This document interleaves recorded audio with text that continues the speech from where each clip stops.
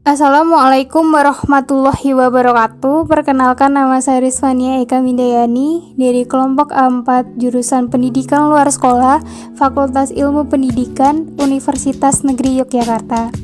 Video ini dibuat untuk memenuhi tugas praktek jurusan PKH-PK. Tujuan dari dibuatnya video ini adalah memberikan edukasi mengenai pentingnya manajemen dalam pelatihan kerja.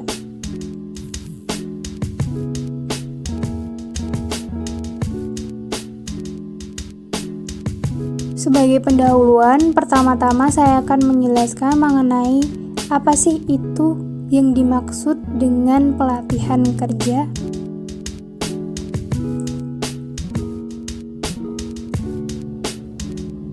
Pelatihan adalah bagian pendidikan yang menyangkut proses belajar untuk memperoleh dan meningkatkan keterampilan di luar sistem pendidikan yang berlaku, dan waktu yang digunakan itu relatif singkat dan dengan menggunakan metode yang lebih mengutamakan praktek daripada teori. Secara manajerial, fungsi-fungsi pelatihan itu adalah merencanakan, melaksanakan, dan mengevaluasi berjalannya program. Di sini ada 3 pokok pembahasan. Yang pertama adalah pentingnya manajemen pelatihan kerja, yang kedua langkah-langkah pengelolaan pelatihan kerja, dan yang ketiga adalah tugas-tugas pokok organizer dalam pelatihan.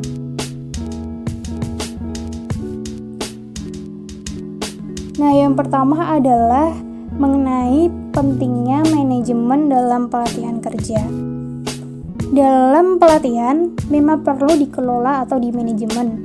Pengelolaan pelatihan secara tepat dan profesional dapat memberikan makna fungsional pelatihan terhadap individu, organisasi, maupun masyarakat. Pelatihan memang perlu diorganisasikan. Oleh karena itu, biasa dikenal adanya organizer atau panitia dalam pelatihan.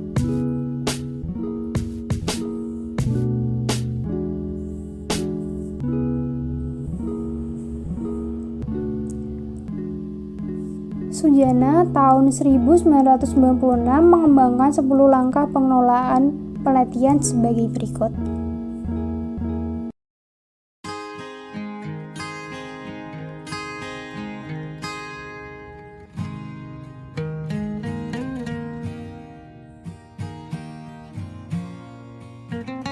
Yang pertama ada rekrutmen peserta pelatihan. Rekrutmen peserta dapat menjadi kunci yang bisa menentukan keberhasilan langkah selanjutnya dalam pelatihan. Dalam rekrutmen ini, penyelenggara menetapkan beberapa persyaratan yang harus dipenuhi oleh peserta, terutama yang berhubungan dengan karakteristik peserta yang bisa mengikuti pelatihan.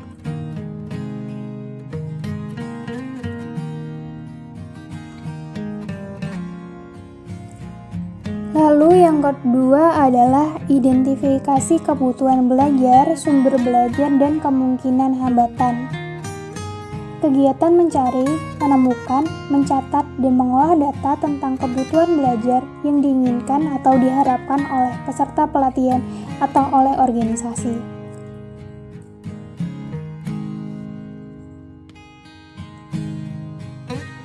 Yang ketiga adalah menentukan dan merumuskan tujuan pelatihan.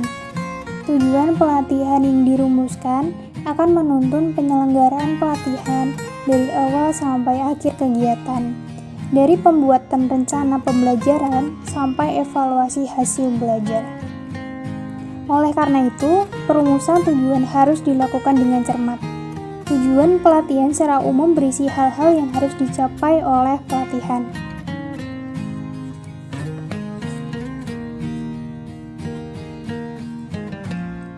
Yang keempat, menyusun alat evaluasi awal dan evaluasi akhir. Selain agar menentukan materi dan metode pembelajaran dapat digunakan dengan tepat, penelusuran ini juga dimaksudkan untuk mengelompokkan dan menempatkan peserta pelatihan secara proporsional atau secara tepat. Evaluasi akhir dimaksudkan untuk mengukur tingkat penerimaan materi oleh peserta pelatihan. Nah, yang kelima adalah menyusun urutan kegiatan pelatihan. Pada tahap ini, penyelenggara pelatihan menentukan bahan belajar, memilih dan menentukan metode dan teknik pembelajaran, serta menentukan media yang akan digunakan. Urutan yang harus disusun di sini adalah seluruh rangkaian aktivitas mulai dari pembukaan sampai penutupan.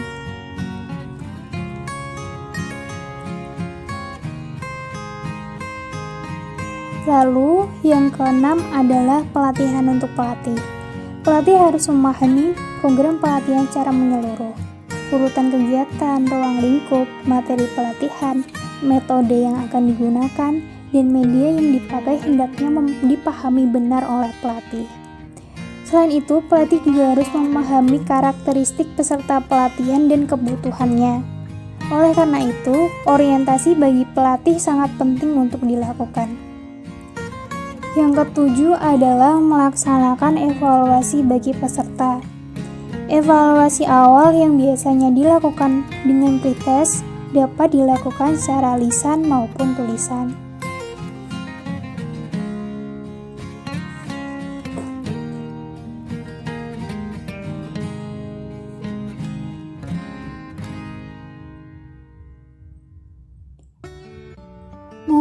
Yang nomor 8 adalah mengimplementasikan pelatihan. Tahap ini merupakan inti dari kegiatan pelatihan, yaitu proses interaksi edukatif antara sumber belajar dengan warga belajar dalam mencapai tujuan yang telah ditetapkan. Dalam proses ini, terjadi berbagai dinamika yang semuanya harus diarahkan untuk efektivitas pelatihan. Nomor 9, evaluasi akhir. Tahap ini dilakukan untuk mengetahui keberhasilan belajar. Dengan kegiatan ini diharapkan diketahui daya serap dan penerimaan warga belajar terhadap berbagai materi yang telah disampaikan. Dengan begitu, penyelenggara dapat menentukan langkah tindak lanjut yang harus dilakukan.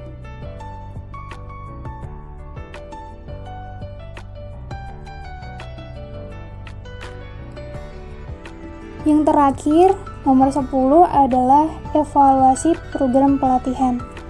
Evaluasi program pelatihan merupakan kegiatan untuk menilai seluruh kegiatan pelatihan dari awal sampai akhir dan hasilnya menjadi masukan bagi pengembangan pelatihan selanjutnya.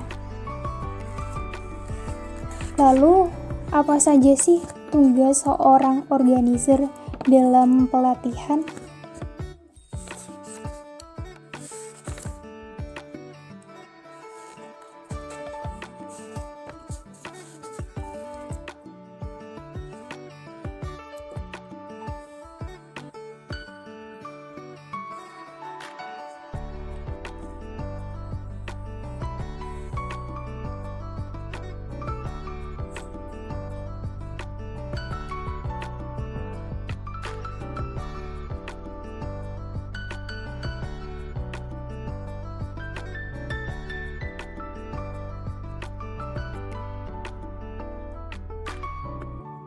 Yang pertama adalah mengurusi kebutuhan pelatihan pada umumnya. Lalu yang kedua, mengembangkan kebijakan dan prosedur pelatihan. Lalu yang ketiga adalah mengelola anggaran dalam pelatihan. Lalu yang keempat, mengembangkan dan menerapkan administrasi pelatihan.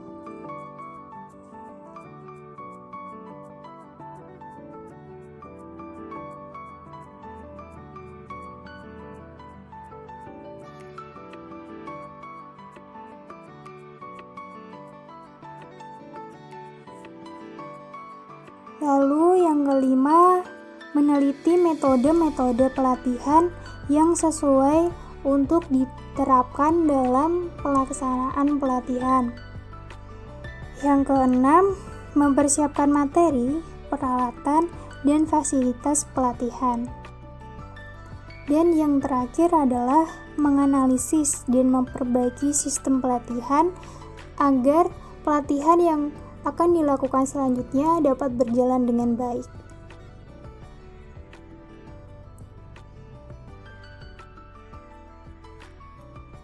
Mungkin sekian video dari saya, semoga materi yang saya sampaikan dapat bermanfaat untuk semuanya.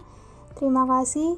Sekian, wassalamualaikum warahmatullahi wabarakatuh.